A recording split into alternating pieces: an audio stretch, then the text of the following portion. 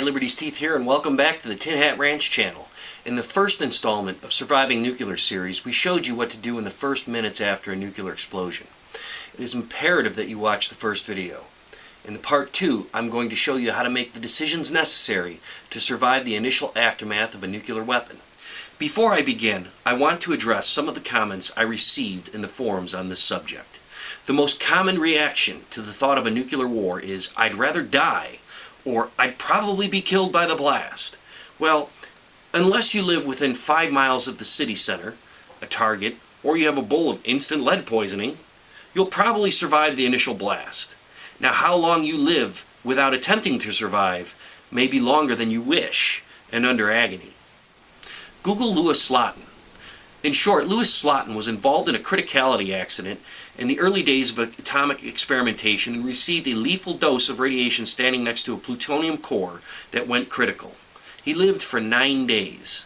He suffered an agonizing sequence of radiation-induced traumas, including severe diarrhea, reduced urine output, swollen hands, massive blisters on his hands and forearms, intestinal paralysis, gangrene, and ultimately a total disintegration of bodily functions. If this sounds like a good time to you, then turn the video off right now. If not, you may want to prepare.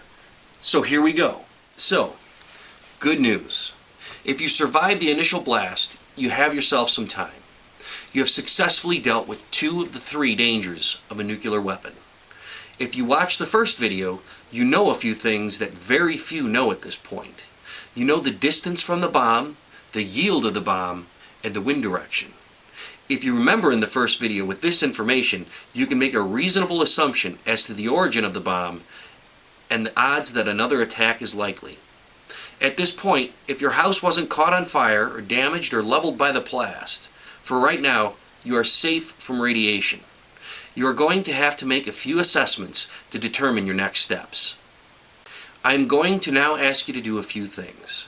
First, I'm going to need you to look at the direction of the nuclear blast. I need you to note the cloud.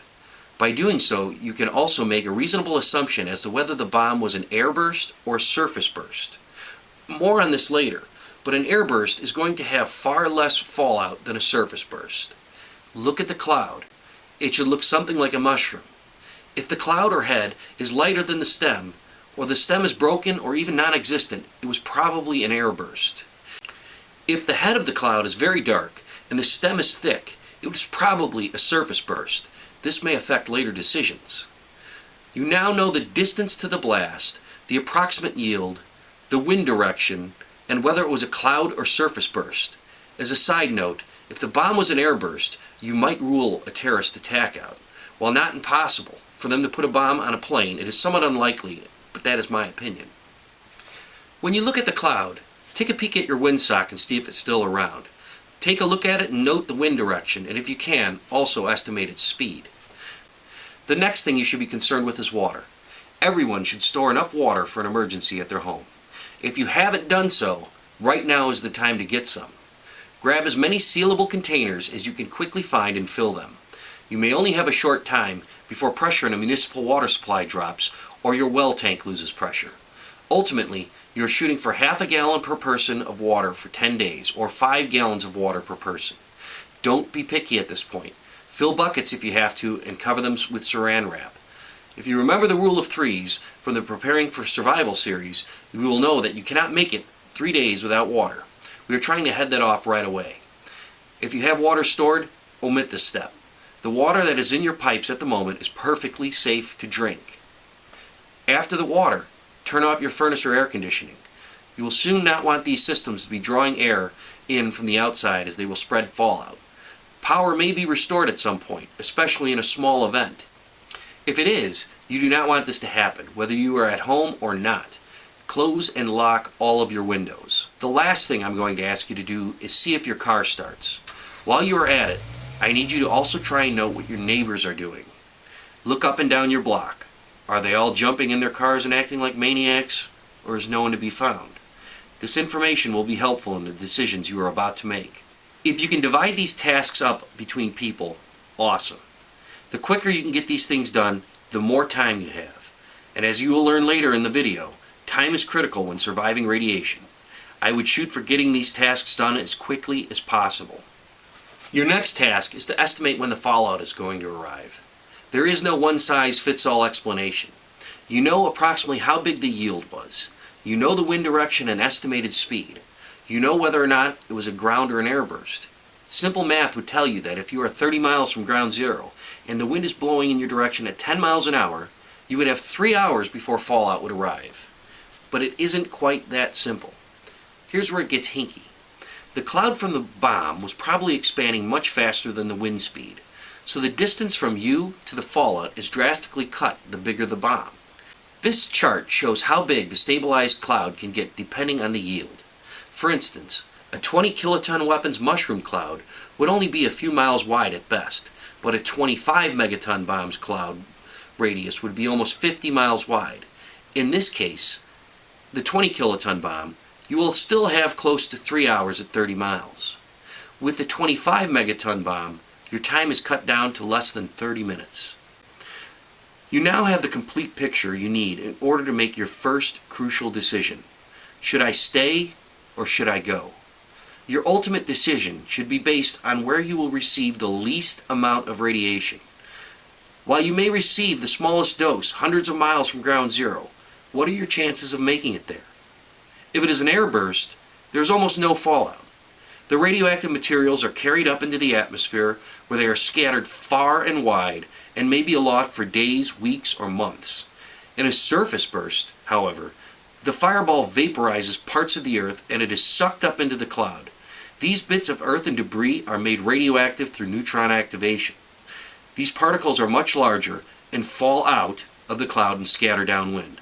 I'm going to try to make this decision simple. There are 3 possible outcomes.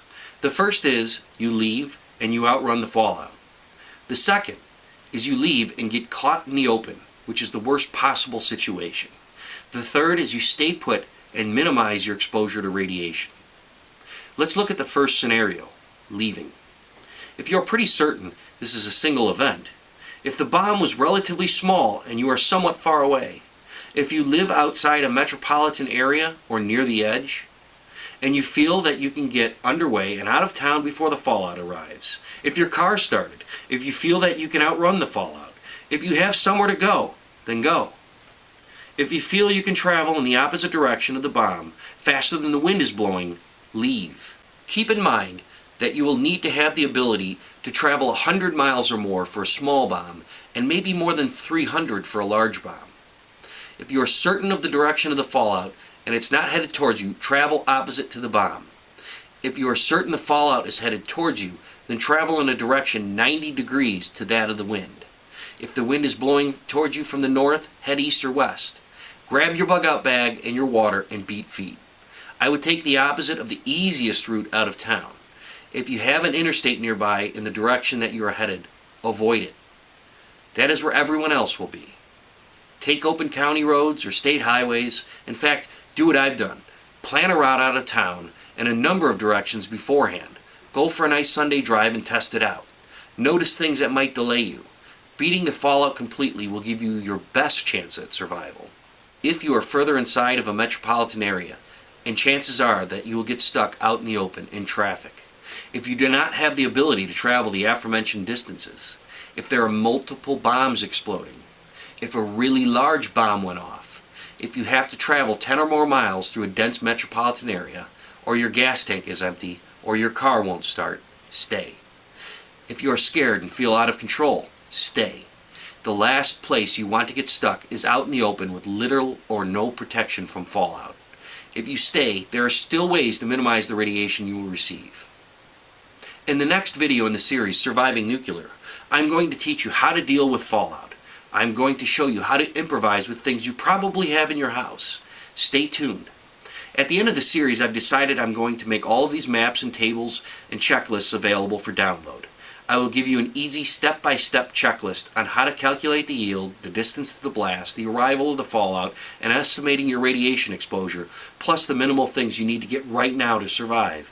Thanks for watching, and please subscribe to the Tin Hat Ranch channel.